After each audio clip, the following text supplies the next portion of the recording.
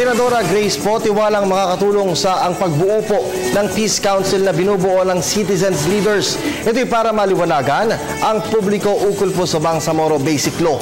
Ang detalye sa ulat ni Jade Miguel. Naniniwala si Senador Grace Po na mas maliliwanagan ng publiko tungkol sa panukalang Bangsamoro Basic Law sa pagkakabuo ng Peace Council. Ang Peace Council ay binubuo ng mga lider sa iba't ibang larangan o tinawag na citizens leaders.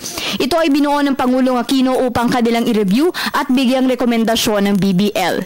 Kabilang sa Peace Council sina Manila Archbishop Luis Antonio Cardinal Tagle, ang business tycoon na si Jaime Augusto Zobel de Ayala, dating ambassador na si Howard D., dating Chief Justice Hilario Davide Jr. at youth leader na si Rohaniza Sumdad Usman. Sa isang pahayag, sinabi ni Po na tiwala siya sa kredibilidad at integridad ng mga napili bilang kasapi ng Peace Council. Ngunit bago sila magsilbing kinatawan ng sambayan ng Pilipino sa pag-unawa sa mga probisyon ng BBL, dapat munaan niya na mailatag ng Kongreso ang sariling bersyon nito ng BBL. Sa Senado, nakatakdang simulan muli ang deliberasyon ng BBL sa Abril 13.